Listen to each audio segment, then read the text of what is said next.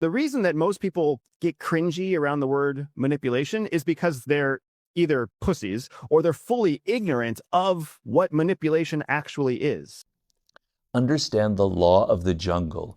The law of the jungle is that there are vultures out there who are circling around you at every moment, wanting to take your work and eat it up for themselves. They're scavengers. Power is a complete social game. It's pure psychology.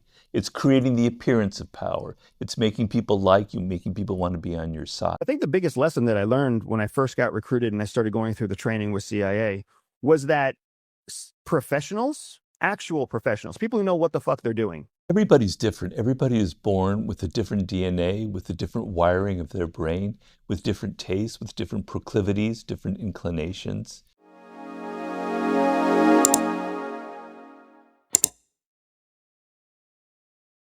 Chapter 1. Law of the Jungle. Stay sharp or get picked apart. Understand the law of the jungle. The law of the jungle is that there are vultures out there who are circling around you at every moment, wanting to take your work and eat it up for themselves. They're scavengers, essentially, is what they are. Okay? They're there. Do not be naive. All right? And so the best thing to do is to understand the dynamic, understand that people are going to take credit for your work when you're younger, when you're starting up. I mean, if you look at people giving speeches, politicians, or newscasters or comedians who seem so eloquent, thousands of people are writing all of their material. Comics aren't writing their own jokes. They have a team of writers who are writing their jokes. Newscasters aren't writing their reports. They have all these researchers doing it. That's how the world works, right? Don't be stupid. Understand the dynamic. And yes, when you get to a position of power, you're probably going to be using that yourself anyway, because it's hard enough if you're like somebody in the public to do all of the work yourself, right? It's too exhausting. You've got a team of people doing it for you. You don't put their name on every single thing that you do. That's just the way the world works. I'm trying to open your eyes to the way of the world and not make you not so damn naive. Chapter 2. Motivation versus manipulation. The leadership divide. I think the biggest lesson that I learned when I first got recruited and I started going through the training with CIA was that professionals, actual professionals, people who know what the fuck they're doing, right? Not amateurs, not fakers, not people who pat their own back but don't actually know what they're talking about. Actual professionals motivate first. They motivate first because motivation is so much more powerful than manipulation. It's so much more powerful to give someone something that benefits them that also benefits you, because it creates momentum. It builds trust. It creates long-term psychological dependence. There's so many benefits to motivating someone to take an action rather than manipulating them. Because I grew up in a world where everybody was always paranoid about, oh, they're just trying to manipulate you. How many boyfriends are manipulating girlfriends? How many girlfriends are manipulating boyfriends? How many businesses are manipulating their customers? Everybody was constantly talking about manipulation when I was growing up. That's what it was like in the US. The paranoia is out of control for that. But in fact, motivation is so much more powerful. It is the go-to first. Only after you've exhausted all motivational options should you fall back on manipulation options. Because manipulation doesn't have any of the benefits that motivation has. When you manipulate somebody and they catch you, it degrades trust. When you manipulate somebody, even if they don't catch you, they still watch their own best interests recede, decline.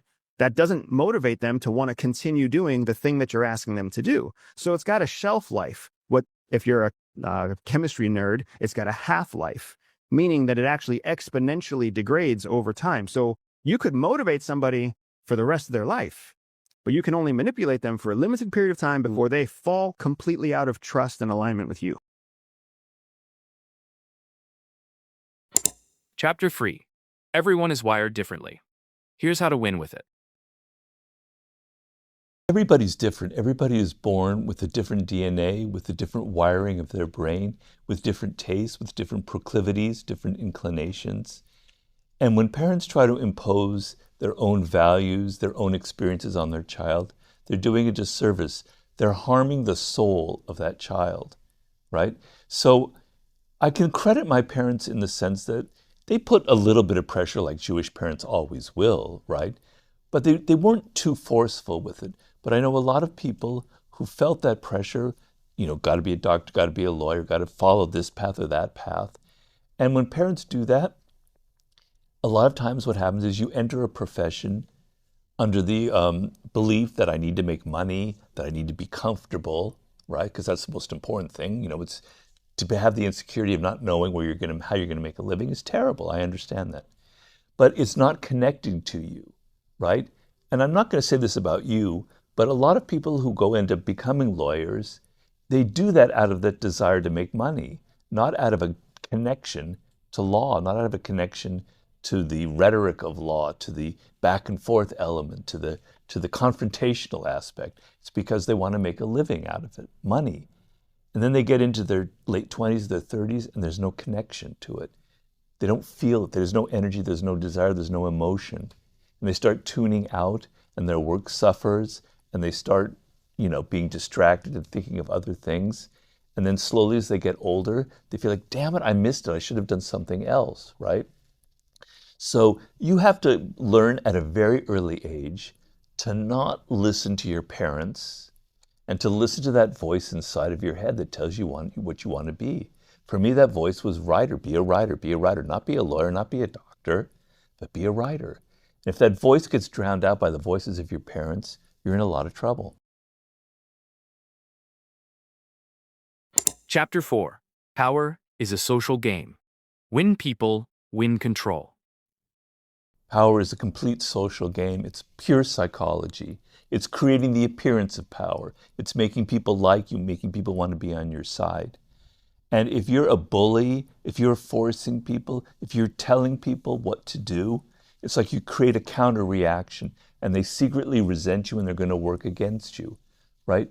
The game of power is to play on people's psychology to the point where they do what you want them to do, but willingly, of their own volition. They think that they're helping themselves, but they're really advancing you. It's a very subtle game where you think what you're doing is helping you, but in fact it's having the opposite effect, right? You're not aware of the consequences of your action. You're talking too much. You think by talking a lot, you're going to impress people with all of your knowledge and all your intelligence. And in fact, you're making yourself look weak and insecure. Always say less than necessary, law number 4.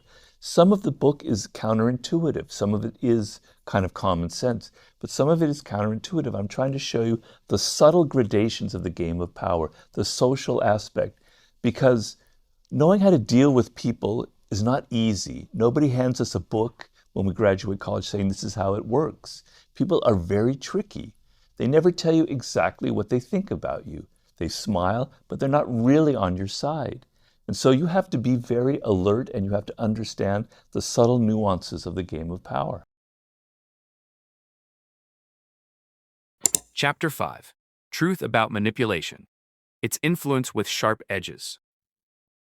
The reason that most people get cringy around the word manipulation is because they're either pussies or they're fully ignorant of what manipulation actually is.